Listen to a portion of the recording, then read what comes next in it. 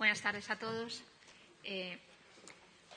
Hoy vamos a realizar un paseo imaginario por parte de la obra de uno de los escultores más destacados de la historia de la escultura española y, sin duda, el gran protagonista de finales del siglo XIX y de la primera mitad del siglo XX. Su excepcional maestría y su longevidad hizo que Benlliure lograra tener un sitio privilegiado en la historia de la escultura. ¿Más? ¿Se oye? Sí, ¿Ahora? Mejor. Vale, gracias. Lógicamente, hoy vamos a hacer este paseo en relación con una exposición que tiene lugar en la sala de exposiciones de la Real Academia de Bellas Artes de San Fernando. Y aunque no voy a poder detenerme como me gustaría en todas las obras, desde luego sí que voy a intentar hacer un paseo lo más completo posible, pues para que vean el planteamiento de esta exposición que ha organizado la Comunidad de Madrid y a la que se ha sumado la Comunidad Valenciana y que ha gestionado el área de promoción y difusión de la Dirección General de Patrimonio Histórico de la Comunidad. Y yo creo que lo primero es ver al propio artista, a Mariano Benlliure, que nos recibe en la exposición. He procurado, para que ustedes puedan identificar a través de la charla qué obras están expuestas y van a poder ustedes contemplar en la sala, las he marcado con una estrella para que puedan identificar las obras en la Academia de San Fernando. Empezamos con este autorretrato que se hace Mariano Benlliure pues cuando tiene 38 años y que es el único que hizo en bulto redondo. Hizo varios en relieve y de otras maneras, en medallas también, pero este es el único que se hizo en bulto redondo, seguramente para la Academia de San Luca cuando fue elegido en Roma académico. Y que he procurado también ponerles fotografías en los casos de los retratos, un poco para que vean también las preocupaciones que tuvo Benlliure por ser lo más fiel al protagonista, en este caso él mismo. Y, sobre todo, este retrato es una clave que vamos a ir viendo a lo largo de la charla, que se repite de una manera clarísima en lo que es la faceta retratística de Benlliure, y es el hecho de que a él le preocupa sobre todo captar la personalidad del retratado, concentrarse en la mirada. Saben que en escultura es una de las cosas más difíciles de transmitir la mirada, porque no hay veladuras, no hay tonos como en la pintura, y luego hacer, sin embargo, el cuerpo, el busto más libre, de una manera mucho más suelta. En la primera sala, dentro de la visita a la exposición, se ha intentado presentar algunas de las obras que Mariano Benlliure hizo de una manera totalmente libre, es decir, sin un encargo previo y por iniciativa propia, y que luego, en algunos casos, sí encajó en proyectos que le encargaron. En esa primera parte de la exposición empezamos con una escultura que se llama Accidenti, que Benlliure hizo en 1884. Benlliure habían venido a Madrid muy joven y pronto acompañó a su hermano, a Juan Antonio, que era pintor, a Roma, y se instaló en Roma. Al principio vivió de la pintura porque era muy buen pintor también, y lo vamos a ver a lo largo de la charla, y instaló un estudio en Vía Marguta, la calle que hay cerca de la Piazza de España, que es donde están los estudios de los pintores y escultores más destacados, un estudio que tendría durante 20 años. Y allí él hizo esta escultura que en realidad lo que hace es recuperar algo que él había vivido cuando era pequeño en Valencia, siendo monaguillo, se había quemado. Y entonces, bueno, pues había soltado el incensario porque se había hecho daño. Y eso lo recordaba como una anécdota. Y en España, en esta época, todavía no había una escultura de tema más intrascendente, más personal, pero, sin embargo, en Italia ya había una corriente que interesaba mucho la escultura de temas anecdóticos. Y entonces, cuando hace la escultura en yeso en el 82, Benlliure, realmente en Roma se quedan fascinados, no solamente por la juventud con la que lo está haciendo, puesto que él ha nacido en el año 62, sino por el tema. Y además porque ya hace una fundición ahí en Italia. Pero es que además, en el año 84, presenta esta obra en la Exposición Nacional de Bellas Artes. Recuerdan ustedes que desde el año 1856 en España tenían lugar cada 2 o 3 años las exposiciones nacionales de Bellas Artes, y todos los pintores y los escultores querían presentarse porque, si ganaban la primera medalla, su obra pasaba al Museo Nacional de Pintura y Escultura. es decir, lo que hoy es el Prado. Y incluso a veces segundas y terceras medallas, o si no, eran compradas o tenían la posibilidad, desde luego, de presentarse ya socialmente. Y en este caso, en el año 84, la primera medalla queda desierta en escultura, con lo cual el que gana la segunda medalla pues pasa a ser ya un gran protagonista. Y además tiene la suerte de que le compra esta obra un aristócrata español en Madrid. Y eso hace que él lo lleve a su palacio y que desde ese momento lo presente al duque de Alba, a otras personas que pasarían por su palacio, y que empieza a ser realmente conocido. Su vida irá transitando entre Roma y Madrid con mucha naturalidad, viajando mucho, y en el año 95 en Madrid recibe un encargo muy importante, que además demostrará su capacidad y su versatilidad para hacer todo tipo de conjuntos, no solamente escultóricos con una idea más tradicional. En ese año fallece Ignacio Bauer. Bauer era el representante de los Rothschild en España. Y su hijo decide encargarle un retrato y un salón para su palacio, un salón que le pide que lo dedique a las bellas artes. Y Benlliure, como era habitual cuando tenía un encargo y podía, hacía acuarelas, que también nos demuestran esa capacidad pictórica que tenía, para presentar el proyecto al comitente. Y en este caso ven cómo él hace un salón que diseña al completo, con relieves en la parte superior, con la decoración en madera, en los alfices, con relieves y con todo el contenido de esa sala. Y en esa sala, él, evidentemente, en un testero, pone el retrato que esculpe de Ignacio Bauer, que es un retrato espectacular. Y en el otro testero, que también propone con la decoración completa, coloca dos grupos escultóricos que él ya había hecho previamente por iniciativa absolutamente propia, pero que considera que le encaja muy bien en este proyecto que le piden. Y para ese conjunto coloca el grupo de Canto de Amor y el grupo de Idilio. Este primero, el grupo de Canto de Amor, seguro que ustedes lo tienen más en mente porque existen dos ejemplares de esta obra, una que hizo primero en 1889 en Roma y otra que hizo ya más tarde en el 98 y que es la que tenemos aquí en el Museo del Prado expuesta en la zona del siglo XIX. Y el otro grupo, Idilio, es un grupo que primero hizo en bronce y que luego talló en mármol y que es la primera vez que se puede contemplar al público. Tengo que comentarles que en esta exposición una de las cosas que hemos intentado es presentar obras que no se conocieran, y la mitad prácticamente de la exposición son obras inéditas que nunca antes se habían expuesto en España. En este caso, esta es una que pertenece a la colección Villarmir y que es un ejemplo ya de lo que vamos a ir viendo con respecto a la obra de Benlliure y su capacidad técnica, por dos razones. Una, porque fíjense que Benlliure fue autodidacta. Benlliure nunca fue a una academia. Él aprendió directamente de los escultores, de los orfebres, de los fundidores, pero nunca tuvo una formación reglada. Aprendió en Roma, y en Roma que miró la escultura clásica, la renacentista y, por supuesto, la contemporánea. Y este es un resumen. Fíjense qué perfección en la manera de esculpir los cuerpos, en el desnudo, ese semidesnudo femenino, ese estudio de paños mojados y, por supuesto, la calidad con que está todo terminado con una perfección absoluta.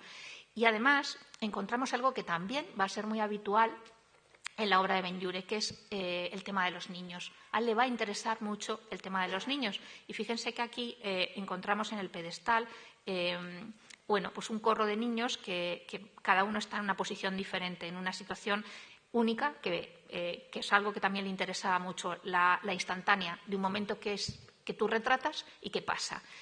Y en este grupo, puesto que él lo plantea en conjunto con el de Canto de Amor que tenemos en el Prado, él hace un juego de espejos. Por un lado, aquí pone a los niños, igual que en el grupo de Canto de Amor los pone en bulto redondo, y sin embargo, en el pedestal de Canto de Amor pone en relieve una silueta de esta pareja bucólica juvenil que también representa el primer amor. Ese saloncito, el saloncito Bauer, fue destinado al palacio donde vivían los Bauer, que estaba en la calle San Bernardo, esquina Pez. Y ese palacio tuvo este saloncito hasta el año 31, en que por la bancarrota tienen que dejar el palacio y el salón se desmembra. Y el palacio pues es ocupado durante la Guerra Civil y luego en el año 40 lo compra el Ministerio de Educación y lo va dedicando a diferentes destinos siempre vinculados al mundo del arte y de la música, y hoy existe y es la Escuela Superior de Canto, aunque lógicamente pues ya no tiene nada de este proyecto tan interesante de la obra de Benlliure. Este fue un palacio donde en la época de los Bauer había reuniones sociales, había bailes, había muchas reuniones también de artistas, porque los Bauer protegían mucho al entorno artístico y hacían reuniones casi diría yo como mecenas. Y bueno, realmente de ese conjunto yo creo que lo más destacado desde el punto de vista retratístico es este retrato. He traído esta pintura del Museo del Ferrocarril para ver realmente esa cercanía a la capacidad que tiene de trabajar el bronce y el conocimiento que va a adquirir, sobre todo de la técnica de la cera perdida, que va a permitir que dé esta expresión tan real a todos los retratos que va a hacer. Sobre todo, la naturalidad es algo que vamos a ir encontrando de manera recurrente. En ese proyecto que le encargan los Bauer, él también hace otra propuesta. Hace la propuesta de hacer una chimenea dedicada al infierno de Dante, y la dibuja. El dibujo que está en la exposición no es el que presenta, sino uno que hace después para presentárselo a la reina en 1900. Pero, sin embargo, igual que el saloncito, según las acuarelas que él había hecho, a los Bauer les encantó, la chimenea no terminaron de encajarla. Yo creo que seguramente tiene que ver con el hecho de que no entendían a lo mejor el tema de la idea del infierno, o no era tan cercano a ellos porque eran una familia judía y era un tema a lo mejor que no les encajaba tanto. Pero como Benlliure estaba tan contento de lo que había realizado, decidió seguir adelante y decidió fundirlo, y lo fundió. Es un grupo espectacular de casi 3 metros de altura que llevó lo instaló en su estudio y lo tuvo, de hecho, en su casa hasta su fallecimiento. Lo interesante de las muchas cosas que tiene esta chimenea es que este planteamiento de utilizar la referencia de Dante es un proyecto en paralelo, en el mismo momento en que Rodin estaba haciendo Las puertas del infierno. Pero no tenían nada que ver, es decir, que tanto Rodin por un lado y Benlliure por otro evolucionaron paralelamente. Tanto es así que en 1900 Benlliure participó en la Exposición Universal de París y llevó 15 obras de su mano, y entre ellas llevó esta obra fundida, en el mismo momento en que Rodin estaba presentando sus puertas del infierno todavía en escayola en una exposición expresamente hecha para Rodin a la vez. Es decir, que estamos viendo cómo es muy avanzado. Benlliure está desarrollando un interés y un conocimiento de la escultura totalmente personal. Y aquí, si se fijan, hay algunas características que nos llevan a ver cómo está Dante y Virgilio, aquí protagonizando el grupo, cómo está el diablo esperando a estas casi 50 figuras que van cayendo al infierno, cómo está hecho el agua del río Aqueronte, que cae con esta sensación que solo se consigue en escultura manipulando la cera antes de fundirla, para dar esta sensación de algo acuoso o de algo que resbala. Y, por supuesto, bueno, esta conjunto de desnudos extraordinario que pues fue una de las obras más aclamadas, y que, una vez fallecido Benlliure en el año 47, 10 años después lo compraría la Diputación de Valencia, y hoy se encuentra allí en el edificio de la Diputación. Y precisamente ese conocimiento que les digo que adquirió en las fundiciones hizo que el dominio de la materia, por eso le hemos puesto este título, le permitiera ir transmitiendo sensaciones con el bronce.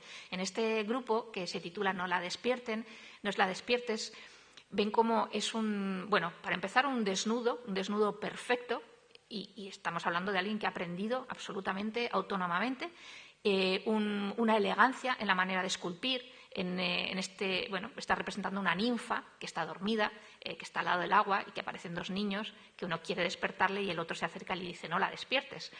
Y la idea en este caso es también valorar cómo ha conseguido esa sensación del agua y de la espuma a través precisamente del conocimiento que tiene de la cera y de la fundición. Es una sensación totalmente propia y única.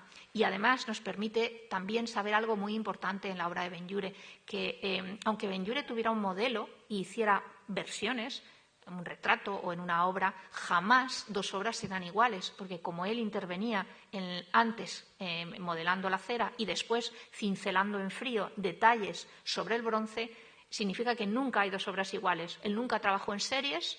Y si en alguna ocasión ustedes ven una obra y en otra ocasión tienen conocimiento de otra que dicen, uy, exactamente igual, problema. No puede haber dos iguales. Siempre tiene que haber algo que le haga diferente porque él concebía todas las obras de manera individual como una obra de arte.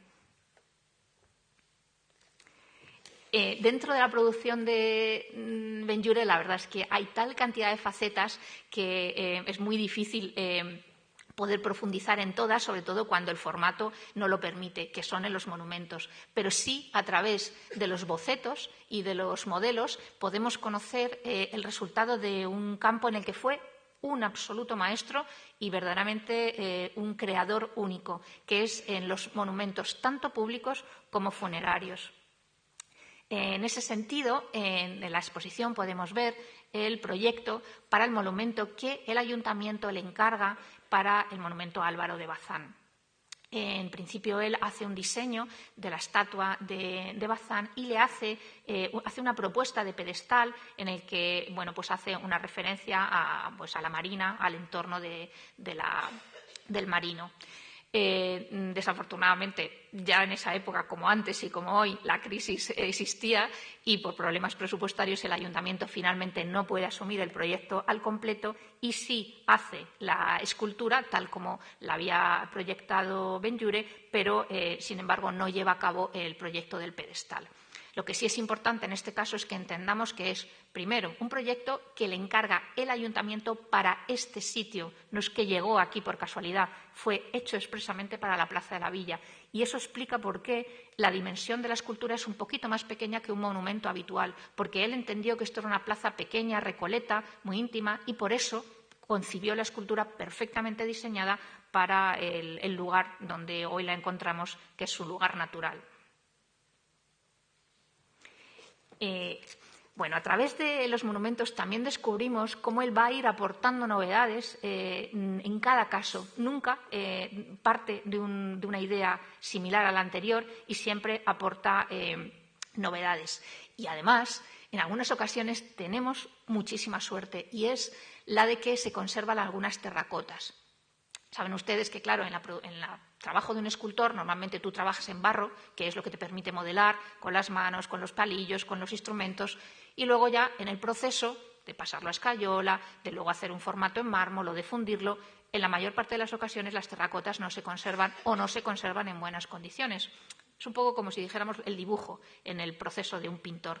Sin embargo, en el caso de Benlliure se conservan algunas espectaculares y esta es una de ellas, que es la estatua del beato, el boceto para el monumento al beato Juan de Ribera, que le encargan en 1895 y que se materializó en mármol de Carrara y hoy lo podemos contemplar en el claustro del Real Colegio Seminario de Corpus Christi que hace a finales del siglo XIX, en 1896. Aquí, además, vemos perfectamente no solo la mano de él, sino cómo está perfectamente detallado todo lo que él propone, pensando que es un boceto, que en realidad es algo que es para que le aprueben, pero no es la obra definitiva. Y, sin embargo, él, tanto en la figura como en el pedestal, está trabajando de una manera perfectamente rigurosa. Y 1902 es un año muy importante para España, pero desde luego para Madrid, porque cuando se celebra la mayoría de edad de Alfonso XIII, el alcalde de Madrid decide ornar la ciudad y encargar una serie de monumentos que coincidan con este hecho. Y en ese momento se plantea hacer un monumento a Alfonso XII que se va a colocar en el Retiro, delante del lago. Y Benlliure tiene el encargo de hacer precisamente la parte más destacada, que es el remate de ese monumento. En este modelo que vemos en la sala de la Academia de San Fernando podemos ya entender cómo trabajaba Benlliure, primero en un formato pequeño para luego ampliarlo al formato definitivo. Y varias cosas importantes. Uno, desde luego, que él siempre se documentó para ser totalmente riguroso cuando tenía que hacer un retrato. Y en este caso, aunque Alfonso XII ya había fallecido, fue a Palacio para ver cómo era el uniforme, para ver cómo era el ros. Y además, no solamente en las figuras, sino en los animales, él siempre partió del natural. Y en este caso, cada vez que le encargaban una figura ecuestre que tenía que ver con la familia real, se iba a las caballerizas reales y tomaba apuntes de los caballos que allí se conservaban. Eso hace que poco a poco se convierta en un especialista increíble, no solamente del monumento conmemorativo, sino particularmente de los monumentos de figuras a caballo. Y en este caso, verdaderamente, es un alarde que tiene un destino, como saben, culminar este monumento que él terminó en lo que a él le correspondía, en el monumento ecuestre, en 1910, pero como el monumento era tan complicado e intervenían prácticamente todos los escultores importantes del momento, ese monumento no se termina hasta 1922. Y seguramente cuando pasamos por Madrid vemos los monumentos con toda la naturalidad y nos parece que siempre han estado ahí, que era muy fácil colocarlos. En este caso, tenemos documentación de lo difícil que fue llegar a culminar y ver este monumento, porque piensen que esto es una columna de casi 20 y tantos metros y que la figura ecuestre tiene prácticamente 3 veces el tamaño de una persona. Para colocar la torre y luego el monumento tuvieron que construir un gran andamio y, de hecho, permaneció en la escultura terminada, porque la había terminado en el año 10, pero tuvo que esperar a que se terminara todo el conjunto para poderla subir. Primero tuvieron que construir este superandamio y luego tuvieron que subir la figura. Y piensen que la figura, fíjese cómo se le ve aquí controlando el montaje, ¿cómo se hace esto? Pues esto se hace en piezas.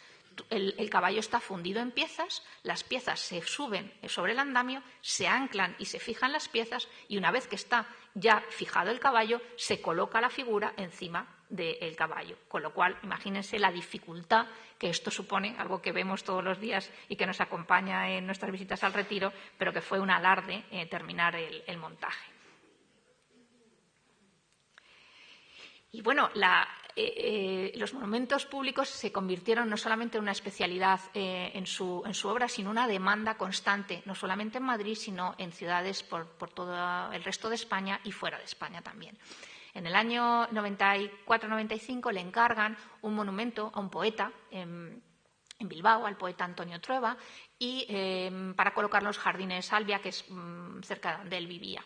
Y en ese monumento, del que en la exposición podemos ver la maqueta, vemos que hay varias cosas novedosas. Por un lado, está avanzando en la idea del propio monumento y en vez de ya plantearse una figura pues como más formal, más estática, él está buscando la naturalidad y eso hace que diseñe una figura totalmente real en una postura que sería en la que podríamos encontrar en cualquier momento al poeta en su parque, sentado, apoyado en el respaldo, inspirándose con su papel y con su pluma.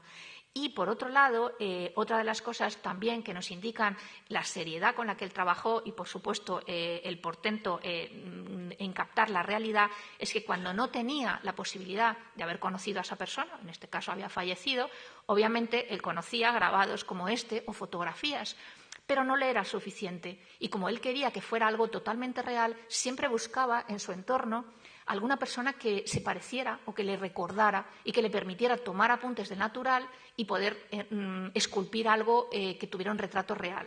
Y en este caso, además, por lo personal, la persona que sirvió de modelo y que encontró que era el más cercano a este poeta fue el propio padre de Benlliure, es de Juan Antonio Benlliure, Tomás, en este busto que vemos al lado es la persona que sirvió de modelo y que refleja de alguna manera su propio rostro en el monumento a Trueba. Bueno, pues seguimos con ese ornato que había decidido el alcalde en 1902 y le encargan también a Benlliure un monumento a Goya, un monumento que hoy lo encontramos en la puerta del Prado, pero que no siempre estuvo allí. Primero estuvo en el Paseo de Coches del Retiro, luego estuvo en la calle Goya y aquí llegó ya después de la guerra.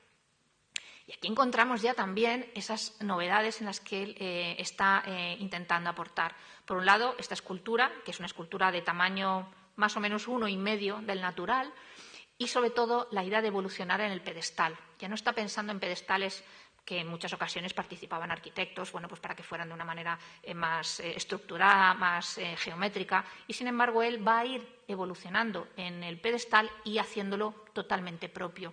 Y aquí, bueno, pues ya recordamos, como tiene algunas referencias a su propia obra pictórica, la maja desnuda en casi alto relieve, y luego alrededor de las otras caras del pedestal en diferentes grabados de los más famosos de Goya. Y como le interesó tanto la figura del pintor, decidió volver a pensar en la cabeza y volver a esculpirla, pero no partiendo del modelo que él tenía de este monumento, porque este monumento ya les digo que era 1,5 del tamaño natural, sino que empezó de cero otra vez y esculpió una interpretación totalmente personal de la cabeza del genio, que de alguna manera yo creo que es la idea esta del genio que incluso nos puede recordar hasta también la imagen de Beethoven, ¿no? Un genio como con muchísima expresión, bueno, muy enfadado también por su problema del oído, pero sobre todo totalmente expresivo. Yo creo que es una escultura que prácticamente parece que va a hablar y que nos va a decir, pues, en fin, algo fuerte, porque verdaderamente tiene una sensación realmente viva. Y luego la manera en que está tallado tiene tal perfección, tal contraste entre la superficie de las carnaciones, entre el detalle de la parte de la vestimenta, que verdaderamente lo hace único. Y también en este caso hay otra versión. Esta que vemos en la imagen es la que está en sala, que pertenece a una colección particular. Hay otra en Chile, pero totalmente diferente, con sus matices. Y además, seguramente alguno de ustedes pensará, anda, pero si esta es la cabeza que dan en los premios Goya. Pues sí, pero no. Sí, porque efectivamente lo que se da en los premios de cine es una estatuita de Goya, pero no, porque lo que se da no es la de Benlliure, es una reinterpretación sobre esta cabeza que hizo otro escultor, José Luis Fernández, basado en esta cabeza, pero no es esta cabeza la que se entrega, sino que es otra de otra calidad. Bueno, el Retiro verdaderamente es un lugar donde encontramos obras excepcionales y esta, entre los monumentos ecuestres, es particularmente importante, no solamente en la obra de Benlliure, sino en esta evolución del monumento. Cuando le plantean hacer la estatua ecuestre del general Martínez Campos, él decide innovar algo completamente impensable hasta el momento. Piensen que lo normal, cuando se hacía un monumento ecuestre, pues era poner al caballo pues al paso, incluso en corbeta, pero en fin, en general de peso y con una presencia importante. Y sin embargo, lo que decide Benlliure es decir, no, yo lo que quiero representar es la realidad. Yo quiero representar a un general que vuelve de la guerra. ¿Y cómo vuelve? Cansado, hecho polvo. Y es su caballo más destrozado todavía. Y esa es la razón por la cual él, de una manera completamente nueva, plantea un caballo que se le ve que es que ya no puede más, cómo está el viento casi moviendo las crines del caballo y la capa del general.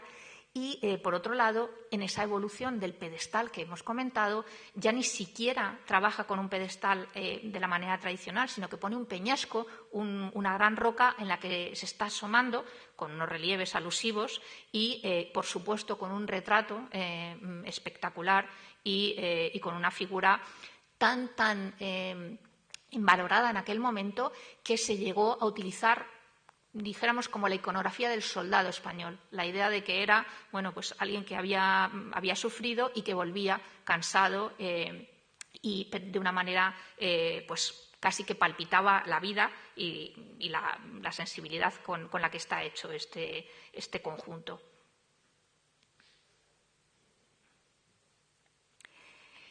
Pues si en los monumentos públicos fue realmente único, no les puedo decir menos con los monumentos funerarios.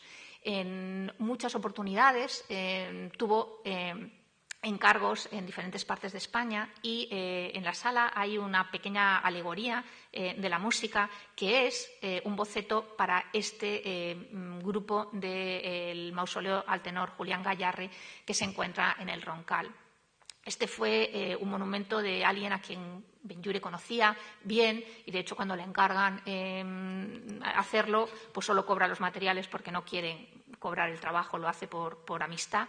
Y, además, fíjense que, por un lado, lo que está haciendo es un conjunto único, hasta entonces nada parecido se había planteado, además en un espectacular entorno montañoso en el Roncal, en el que tenemos esta alegoría de la música con la lira, recordándonos ese conocimiento que él tiene del desnudo, del trabajo de paños mojados y luego su aprendizaje en Italia. Claramente estamos viendo en este frente cómo el conocimiento que tiene ya del mundo renacentista fundamentalmente es el que está marcando cómo hace toda la decoración de niños, que vuelve otra vez al tema de los niños. Y luego estas dos figuras que están soportando el ataúd de Gayarre y cómo ese ángel se acerca como intentando escuchar como la última nota que ha cantado el tenor, en una composición en la que no le vemos a él, no hay ningún retrato, pero sabemos perfectamente que está dedicado a su persona.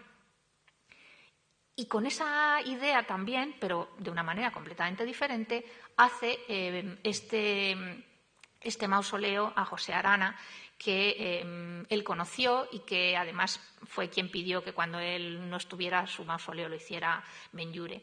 Y era un personaje muy importante tanto para Madrid como para San Sebastián, porque él se dedicó al mundo del ocio. En San Sebastián fue el inventor de la Semana Grande y aquí fue el gestor del Teatro Real durante mucho tiempo. Y cuando le encargan este mausoleo, él lo que hace es hacer una composición muy sencilla, como ven, en la cual en un lado de la cruz pone pues, una referencia al mundo de la música, con la lira y con una inspiración totalmente clásica, y en el otro lado una alegoría de la caridad. Como ven, en cada caso está utilizando mármol y bronce como los materiales que está dominando absolutamente perfectamente y controlando además en general la calidad, que sea siempre de máxima calidad.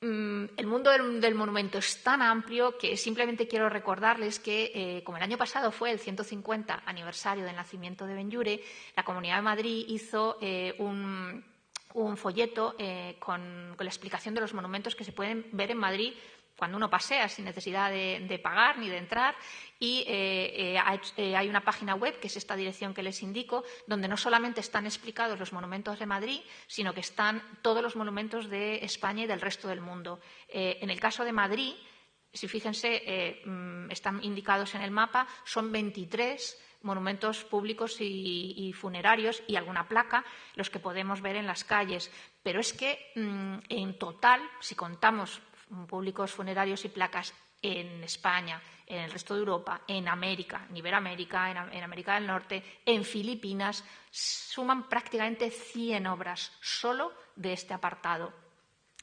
Y si esto es ver a Benlliure en Madrid solo en la calle, les pongo este plano que ha realizado la Fundación Benlliure para que vean cómo, si pensamos en la ciudad de Madrid, en las instituciones, la ciudad está tachuelada de instituciones donde hay obras de Benlliure. Todos los edificios y colecciones importantes, desde luego de Madrid, tienen obra de Benlliure. El Museo del Prado, el Ateneo, el Congreso, el Senado, el Casino de Madrid, todos, es decir, que todos tienen esa información. Y además en esta página web de la Fundación Benlliure pueden ustedes ampliar información sobre toda la obra en todas las facetas de su escultura.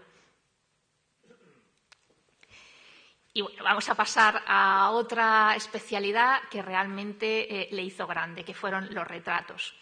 La relación con la familia real fue siempre muy intensa desde el principio. En este caso fue un encargo que le hace la reina regente, María Cristina de Habsburgo, para que le retrate con sus 3 hijos. Y es un encargo que le hace en Roma en 1891 y que se conserva en Patrimonio Nacional. pero que no se puede ver porque en el Palacio Real está normalmente las habitaciones que fueron de la reina regente y que no están abiertas al público. Por lo tanto, es una oportunidad única de ver una de las obras maestras de la mano de Benlliure. Todo es difícil en escultura, pero si hay algo difícil es el relieve. Hacer un relieve y hacer un bajorrelieve es un alarde. Y además intentar transmitirnos la profundidad sin utilizar pues, una perspectiva canónica de ir reduciendo el tamaño con un punto de fuga. En este caso, él ha sido capaz de transmitirnos perfectamente que cada uno está en un plano diferente. Fíjense que lo ha hecho reduciendo el grosor del perfil de cada uno de los retratados y, bueno, la perfección es absoluta en cómo están trabajados los cabellos, el retrato, los bordados, absolutamente todo. Y además con una delicadeza que le hace verdaderamente especial. De hecho, cuando él termina la obra, él la tiene en Roma, decide traerla personalmente en el coche cama porque está tan preocupado de que pueda tener algún percance porque piensen que esto es una laja, una plancha de mármol y, claro, cuanto más fina y más plana es, más fácil es que quiebre en algún momento y, por lo tanto, él decide personalmente traerlo. Y es una de las obras que llevará a la Exposición Universal de París, por la cual, junto con La Chimenea y con otras obras, conseguiría, como les comentaba, un gran éxito y el gran premio de escultura que le conceden en París. Y he traído algunas imágenes para que vean que realmente la cercanía es, particularmente, como vemos aquí al pequeño Alfonso, al príncipe de Asturias, Alfonso XIII, que está casi, yo creo que incluso reflejando el mismo traje con el que está fotografiado. Ese paseo que en la exposición se quiere hacer a través de los retratos nos permite ver algunos muy especiales. Y volvemos a esa idea de la suerte de conservar una terracota. En este caso es un retrato de Francisco Domingo, del pintor, y les he traído este autorretrato que tenemos aquí en el Prado para que vean que verdaderamente, bueno, pues es un retrato muy real, pero sobre todo es un retrato muy expresivo. Domingo era una persona muy importante para Benlliure, es un pintor que conoció en Valencia, que casi fue como un tutor para él, que cuando Domingo se fue a París, Benlliure fue a París, le retrató a él y a sus hijos y verdaderamente yo creo que no solamente se le ve ese cariño especial, sino sobre todo el reflejo de esa mano, de cómo ha trabajado los cabellos más libremente, de cómo están trabajadas las barbas con los palillos, la mirada, otra vez volvemos a la mirada, que es una mirada totalmente expresiva, de una buena persona que se nota y de algo que verdaderamente en escultura no encontramos tan fácilmente. Y, bueno, pues también dentro de lo que es su faceta personal hay varias personas que aparecen en su vida. La primera que aparece es Leopoldina Tuero O'Donnell, a la que conoce en una fiesta. Ella es la sobrina de un ministro y, bueno, pues establecen una relación y se casan con Benlliure en 1886. Aquí la vemos fotografiada y en el retrato que le hace a Leopoldina. Un retrato que ven que es verdaderamente de juventud. Seguramente un matrimonio que fue demasiado pronto, porque él tenía 23 años y ella tenía escasamente 18. El entorno de Leopoldina era un entorno muy diferente a la vida de Benlliure. Benlliure quería volver a Roma a seguir trabajando, obviamente en un entorno mucho más artístico, más bohemio en algunos casos, y Leopoldina, lógicamente, se va con Benlliure a Roma y allí tienen dos hijos, Nini, Leopoldina, en el año 87 y Mariano en el año 89. Pero, bueno, pues el matrimonio no funciona bien, las desavenencias pues surgen y seguramente la inadaptación de Leopoldina al mundo artístico es bastante grande. Luchan por defender el matrimonio, por los hijos sobre todo, pero finalmente pues no puede ser y en el año 1895 se le concede en Roma la separación civil. Con un acuerdo en que Leopoldina se quedará con la tutela de la niña y Benlliure se quedará con la tutela del niño. Y en este caso, este retrato de Leopoldina seguramente les traerá a la memoria una escultura que conocen bien porque la tenemos en el Prado, que es la figura de Canto de Amor. Canto de Amor es una alegoría del primer amor, pero si nos fijamos bien es el retrato de su primera esposa, de Leopoldina, que se ve perfectamente en el perfil y en el peinado.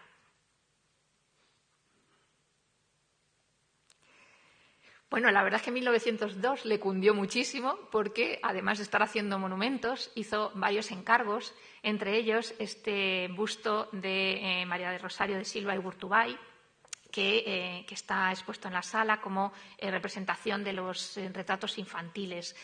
María del Rosario está retratada con 2 años y, bueno, y si es difícil hacer posar a un adulto, imagínense hacer posar a una niña.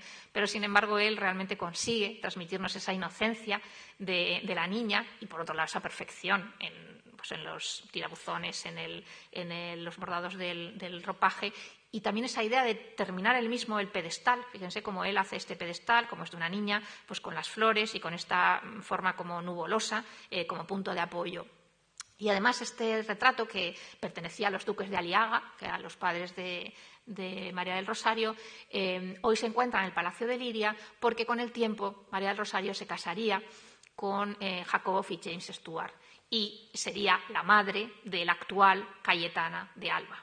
Y, de hecho, este busto lo lleva, lógicamente, la madre cuando se casa, lo lleva al Palacio de Liria, pero decide encargarle a Benlliure, cuando su hija Cayetana tiene 2 años, un retrato también en mármol. De manera que en el Palacio de Liria se conserva este y también se conserva otro de Cayetana, ya con otro estilo, porque lógicamente ya es años después de la actual duquesa cuando tiene 2 años. Pues seguimos en 1902 y yo diría que este es uno de los retratos más alucinantes que hay en la historia de la escultura.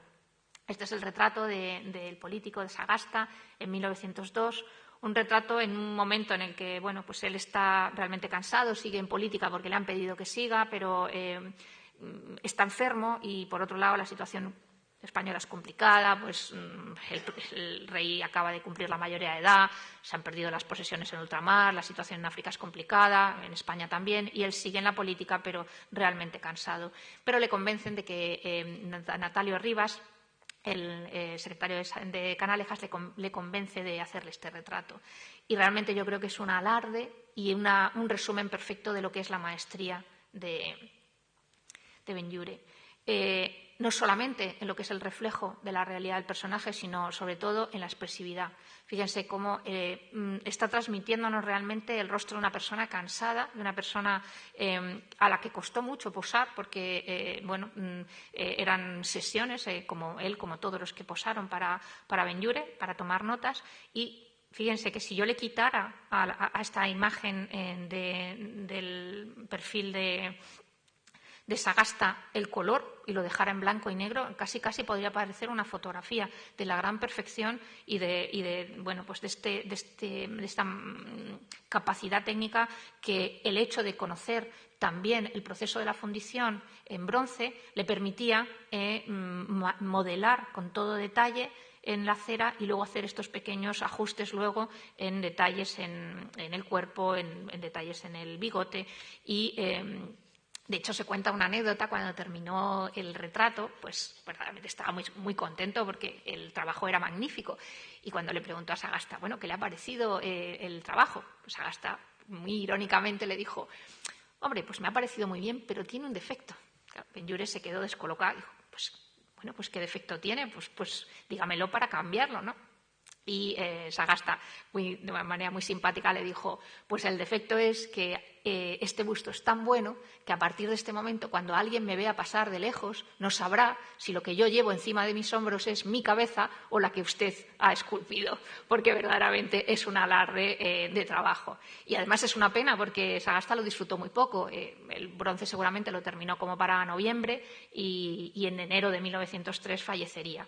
De él hay varias versiones, la que hay en la sala es la que pertenece al Congreso y luego hay otras versiones que pasaron a la familia y algunas que están hoy en La Rioja. En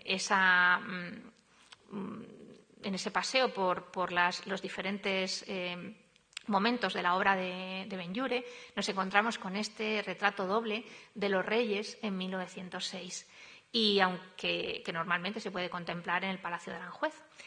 Y bueno, pues aunque pueda parecer que es un retrato, en fin, importante y que por tanto habrá sido un encargo pues oficial o que habrá sido una cosa pública, pues no. Verdaderamente es alucinante pensar que esto fue un encargo que le hacen a Benlliure los españoles que viven en Buenos Aires y que hacen una colecta para hacer un regalo al rey con motivo de su boda. Imagínense lo que significa y el dinero que valía. Y además le piden a Benlliure que guarde el secreto y que esculpa esto para hacerle el regalo y sorprenderle al monarca. Y verdaderamente lo consiguen.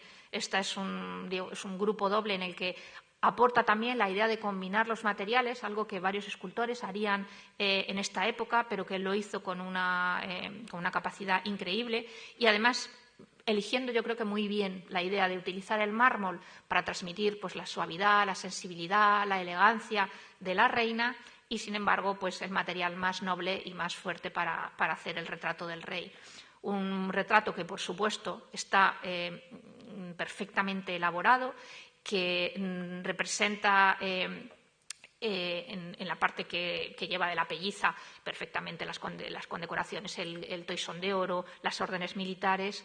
Y luego también esta idea, que es una idea muy sensible, de que es un abrazo sin que haya el brazo del rey, pero es un abrazo con la capa a su esposa. Y verdaderamente, bueno, pues quedaron muy, muy satisfechos de este regalo. En el camino de los retratos encontramos que en 1910 hace un retrato maravilloso, que es el retrato de una bailarina de danza contemporánea, de Cleo de Merode, que era una belleza increíble y que bueno, tenía encandilado a París y yo diría que toda la Europa de la Belle Époque, y que vino a España en 1907 y seguramente actuó en el Teatro de la Zarzuela y seguramente fue el momento en el que Benlliure pudo tomar apuntes para hacer este retrato, que no solamente tiene la elegancia en sí misma de la belleza y de la naturalidad y de la perfección con la que está trabajada cuando la vemos por delante, sino que si la miramos también por detrás vemos cómo es una perfección, cómo está trabajada a la espalda, cómo está trabajado el conjunto con el peinado, que de hecho llegó a llamarse el peinado Cleo de Merode, que es esta especie de moño como de trenza, y que, en el que vemos que además él está trabajando, como comentaba al principio, en paralelo con Rodin, con la idea de trabajar de un bloque del que sale y saca la vida a través de una escultura, ¿no? Y bueno, llegamos a la persona más importante en su vida, que es Lucrecia López de Arana. Les he comentado que en el año 95 tiene la separación legal de Leopoldina y en el año 96 él, que es un gran melómano y que asiste habitualmente a la ópera y a la zarzuela, conoce a una tiple contralto que tiene una carrera espectacular en ese momento, que se llama Lucrecia López de Arana. Y bueno, pues la relación entre ellos se hace realmente intensa y durante 12 años ella, que además seguirá su carrera y será un personaje fundamental en la zarzuela, pues inician una relación y la Lucrecia, ya digo, que combina su carrera con la vida con Benlliure y la relación concluye con lo mejor que puede pasar, que es un hijo, José Luis Mariano Benlliure, que nace en 1898.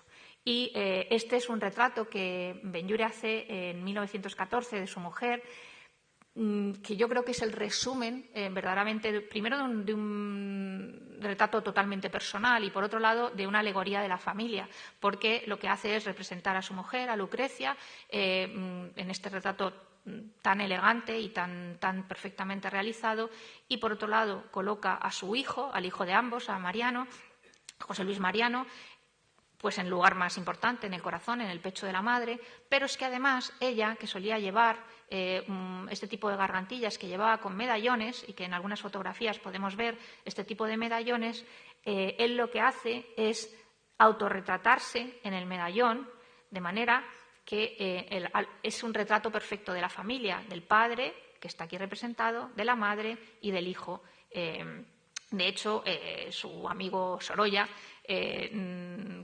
solía hacer referencia a este retrato como la Trinidad, porque era pues la representación por antonomasia de la familia. Y Lucrecia, aunque tenía esta carrera que continuó durante mucho tiempo, en torno a 1907-8 decide pues retirarse de alguna manera para dedicarse sobre todo a su familia, aunque sigue interviniendo en acciones benéficas, pero tiene esta prioridad y, de hecho, en 1910 ambos compran en la Castellana, en Abascal, esquina... Abascal, esquina, la calle es Eduardo. En esquina, compra un solar en el que construye su casa y el taller. Y ese taller empezará a ser el lugar donde se reúne lo más granado de la sociedad, que pasa a su estudio para posar, pero también para visitar a Benlliure. Aquí vemos a Eduardo Dato, aquí vemos a los hijos de la familia del rey. Y es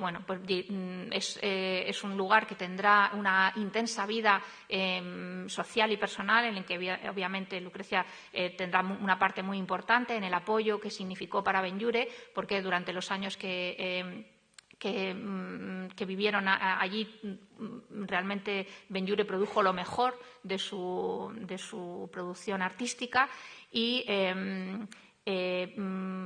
sin embargo, Lucrecia fallecería en el año 1927 de una manera inesperada.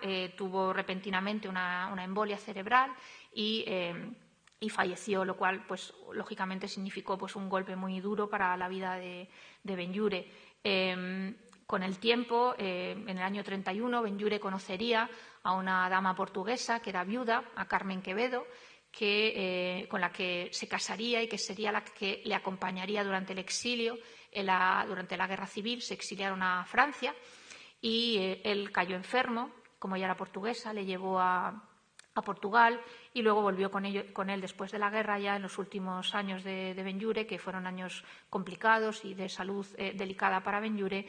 Y Carmen Quevedo escribiría en el año justamente que falleció Benlliure, en 1947, publicaría una monografía de la obra de Benlliure, que ha sido un trabajo clave y fundamental para lo que ha sido la bibliografía y el conocimiento de la obra de Benlliure. Esa cercanía que tenía en el mundo social, que además es bastante sorprendente si se piensa que Benlliure los 8 primeros años de su vida fue mudo y, sin embargo, con el tiempo llegaría a convertirse no solamente en un gran artista, sino en un hombre simpaticísimo y socialmente totalmente adaptado y con una relación con la sociedad aristocrática, artística, intelectual constante. Y en este caso, en el que retrata a la mujer de Canalejas, un retrato que empieza en 1912, cuando él todavía vive, pero a finales del año 12 Canalejas sufre el atentado y fallece. Y cuando Benlliure está trabajando en el retrato, al mes siguiente, prácticamente un mes después del atentado de Canalejas, el rey le concede el título de duquesa a la esposa, a la viuda. Y Mariano, de alguna manera, en ese retrato que está haciendo de María Purificación, y de una manera muy, muy elegante, lo que hace es ponerle este broche en el pecho con una corona ducal para indicar ese título que había recibido. Y además es también uno de los retratos que nos permiten entender cómo los comitentes, las personas que le encargaban retratos a Benlliure, al final terminaban siendo amigos, no solamente en las visitas que hacían al estudio, sino incluso en las dedicatorias. En esta obra, que pertenece al Museo del Prado, hay una dedicatoria que pone a Pepito Canalejas, es decir, al hijo de Canalejas y María Purificación, en recuerdo de su padre, de la amistad que tenía con su padre. Es decir, que los retratados pasan a ser ya parte del entorno de Benlliure muy habitualmente. ese entorno, no solamente intelectual y no solamente aristocrático, sino también es artístico. Y entre ellas hay varias obras muy destacadas, y esta es una de ellas, el retrato de Pastor e Imperio, que se conserva en la Embajada de Italia porque esta obra pertenecía a los marqueses de Amboage, y cuando ellos venden el palacio donde viven a la Embajada de Italia, que es ese edificio tan espectacular que hay en la calle Juan Bravo, venden el palacio con la obra de Benlliure. Esa es la razón por la que esta obra está hoy en la Embajada, y de hecho es la primera vez que sale de la Embajada. La idea de Benlliure aquí es no solamente captar a Pastor e Imperio, sino esa idea que hemos comentado al principio de captar la instantaneidad y el movimiento. Fíjense cómo está perfectamente hecha esta sensación del mantón de Manila que la rodea, el movimiento del giro, que incluso llegaban a decir que parecía como una llama, y además lo que a ella le caracterizó, que fue la aportación que hizo al mundo del baile, que fue el braceo, y que aquí perfectamente queda representado en un trabajo de una calidad en el tallado del mármol increíble. Y que además no solamente haría en mármol, sino que, como en otras ocasiones, trabajaría también en cerámica. Y esta es otra de las obras que hay en la sala, que tiene un estado de conservación impecable, en el que vemos que aquí se ha podido aportar el color, porque es una obra en cerámica también partiendo del mismo modelo. Bueno, el entorno social lo tenía muy cerca, pero algunos eran amigos de verdad. Y con una de las personas con las que más relación tuvo fue con Jacobo Fitz-James Stuart, con el duque de Alba, con quien compartió incluso también tareas de política cultural, porque Benlliure fue director general de Bellas Artes durante 2 años, y fue justamente con la ayuda del duque de Alba con quien trajo, por ejemplo, pues en el año 18, la primera exposición de impresionistas a España, o luego llevaría obras de artistas españoles a París. Y en este caso yo creo que retrata muy bien el carácter fuerte que tenía el duque de Alba, y además cómo está mirando siempre a esa inspiración renacentista. Y en este caso, partiendo precisamente de una obra que tenemos en el Prado, del retrato de Carlos V de Leoni, vemos cómo ha utilizado esta idea para inspirarse en la base del pedestal que ha diseñado para colocar la escultura del duque de Alba, que, como ven, está muy elaborada de frente y luego está mucho más libremente planteada en la parte posterior. Bueno, habíamos hablado de la amistad de Benlliure y de Sorolla. Sorolla es retratado por Benlliure en varias ocasiones, y también algunos miembros de su familia. En este caso es la hija de Sorolla, María, y este es el regalo de boda que hace Benlliure a la hija de Sorolla, y que, bueno, ya vemos que es un poquito ya más modernista en la manera de trabajar, cómo está trabajada el cabello, el mismo moño, todavía está la tradición de ese modelo que hemos visto en Cleo de Merode, y bueno, un trabajo que hizo para la boda, pero bueno, precisamente por la confianza, pues como él tenía tantísimos encargos, tardó, pues creo que casi 5 años en entregarle el regalo de boda, pero bueno, lo entregó, y lo importante es que es un busto magnífico, que está también trabajado con esta misma idea de sacar del bloque la vida y la elegancia, de que es de una sobriedad absoluta y por otro lado de una perfección total. Bueno, hemos hablado de que la familia real tenía una relación constante, y eso hizo que le retratara a prácticamente todos los miembros de la familia en diferentes oportunidades. Este retrato ecuestre de la reina Victoria pertenece al Museo del Prado y está depositado en el Museo de Bellas Artes de Valencia. Y les he traído la fotografía para que vean que realmente responde perfectamente a la realidad.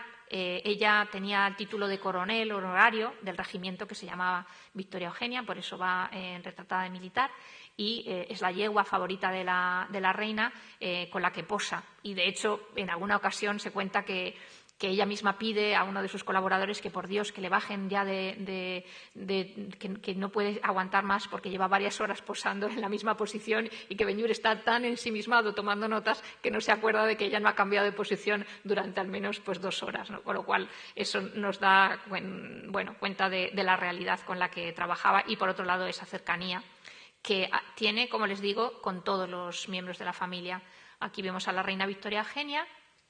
Vemos al rey, al que retrataría en varias ocasiones, de cuerpo entero, de medio cuerpo, de busto, de cabeza. En Patrimonio Nacional hay varios retratos interesantes, pero en la exposición hemos traído uno que nunca se había expuesto hasta entonces, porque es un retrato que encarga el embajador de España en París, en el año 24, en que se compra un edificio nuevo para la embajada y para la inauguración de la nueva sede de la embajada se encarga Ben-Hur este retrato, que es un retrato, pues diríamos un poquito ya más oficial, con la banda, con el toisón de oro y con las condecoraciones que le acompañan.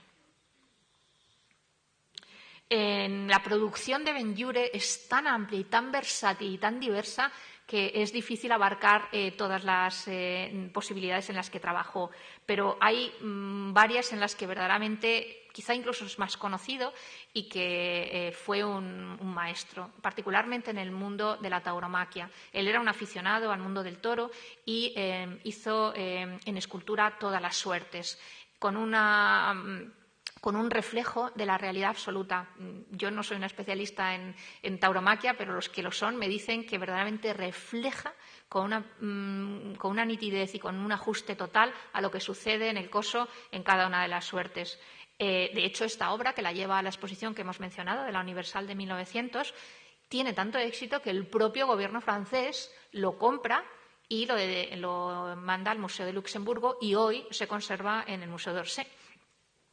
Y entre esa producción, también otro de los grupos más destacados es este del encierro, la conducción de la corrida, en la que, pues que cada animal, también me dicen los que saben de este campo, que se puede reconocer perfectamente la casta y que es verdaderamente un reflejo increíble del mundo del toro. En paralelo, él recibe encargos totalmente poco habituales y en cada uno encuentra una solución perfecta. Por un lado, él trabaja, como él ha ido a aprender con los fundidores, con los orfebres, cuando tiene 13 años y viene a Madrid, lo primero que hace es venir a aprender a Meneses, a un orfebre en Madrid, hace que cuando tiene encargos encuentre una solución magnífica cada vez. En este caso es el álbum para el álbum del general Casola, que es en realidad las tapas para una encuadernación del proyecto del general, que es el ministro de la Guerra, que ha llevado al Congreso. Y en realidad lo único que le piden es unas guardas para encuadernar la propuesta que hace para el Congreso. Y fíjense lo que hace con unas guardas, hace una obra de arte. Por supuesto, pone el retrato en medallón, en relieve, que ya recordamos que es lo más difícil de hacer, y luego esta alegoría increíble del ejército, del mundo del trabajo, de la justicia. Esta es una obra que también pertenece al Museo del Prado y que tenemos depositado en el Museo del Ejército de Toledo, y que además no solamente hace por el frente, sino que hace el canto, hace la parte posterior, con una propuesta completamente original y propia. Y en ese mundo de las artes decorativas realmente va demostrando que le interesa todo y que en todo es capaz de hacerlo muy bien. Él hace varios países para abanicos y creo que este es uno de los más especiales porque este es el abanico que él hace como compromiso, el regalo de compromiso a Lucrecia Arana. Y pues como ella se dedica a la música, pues la retrata aquí sentada tocando el piano con estos cisnes que parece que van llevando el velo nupcial y que además le dedica poniéndole en el varillaje su nombre y con las iniciales, con unos brillantitos y con unos zafiros, en un trabajo totalmente delicado y que además nos muestra que en el dibujo, otra vez encontramos aquí a los niños, en el dibujo fue también un maestro. En esa experimentación constante que marca su vida, También le llama tanto la atención el mundo de la cerámica que experimenta, llega a tener un horno en su propio estudio y trabaja con Ruiz de Luna en experimentos en cerámica. Y en este caso vemos 3 perfiles de la decoración que él tuvo, varios son perfiles, había más, en la decoración que él tenía en su casa, en el estudio de Villalba. Y hizo otros experimentos en diferentes soportes y en volumen, como hemos visto, la figura de Pastora Imperio. Y en otros casos, fíjense, en este caso le dicen que haga algo que homenajee un tratado, el Tratado Hispano-Marroquí que se firma en 1912. Y él hace esta jarra y estas copas conmemorativas. Hace esta base de niños, otra vez los niños, con las 2 copas. Y en la jarra pone los 2 retratos de los que firmaron el tratado, Canalejas en este frente y en el otro al frente el retrato del responsable marroquí. Y en este frente también 2 soldados, un soldado español y un soldado marroquí. Y bueno, si sabe hacer de la nada una obra de arte, esto verdaderamente creo que es un reflejo perfecto. Fíjense que le encargan hacer el hacha para la botadura de un acorazado. Total, algo para utilizar una vez y cortar una cinta. Y, sin embargo, fíjense lo que hace. Hace esta figura que claramente tiene una inspiración, yo creo que renacentista y particularmente en Cellini, y hace un desnudo perfecto, una figura que compone con el retrato del rey, con alegorías a Lepanto y a la historia de España y, bueno, obviamente el filo que necesita para cortar la cinta del acorazado, una obra que se conserva hoy en Patrimonio Nacional. Y bueno, antes de terminar, puesto que estamos en el Prado, no me resistía a recordarles que Benlliure, además de todo esto, fue director del Museo de Arte Moderno durante 14 años, hasta 1931, y que a él se debe, durante el tiempo que el Museo de Arte Moderno, saben que estaba situado en la Biblioteca Nacional, y él luchó por instalar las nuevas salas de pintura y salas de escultura. Y en este caso, esta es una fotografía en la que vemos a Benlliure con el rey y con las autoridades del momento inaugurando la sala de escultura, en la que yo creo que reconocemos aquí perfectamente las esculturas que están en las salas del 19, a Eve, a Venus y Marte, a Mercurio, en algo que realmente le debemos, porque él como escultor tenía una sensibilidad lógicamente mayor, pero no lo hizo solo con escultura, lo hizo con todas las colecciones. Así que, bueno, pues este ha sido un paseo quizá más rápido de lo que me hubiera gustado por la exposición, que ya saben que estará hasta el 30 de junio en Madrid, la entrada es gratuita, está abierto de martes a sábado de 10 a 2 y de 5 a 8 y los domingos de 10 a 2 y que luego irá a Valencia, al Centro del Carmen, donde estará desde mitad de julio al 30 de septiembre. Espero que los que ya la conocieran hayan disfrutado y los que no han ido todavía se queden con las ganas de ir. Y en ese sentido hemos dejado en la entrada un folleto con toda la información sobre la exposición y también unos folletos con algunas conferencias que habrá en relación con la muestra en la propia Academia de Bellas Artes de San Fernando. Muchas gracias.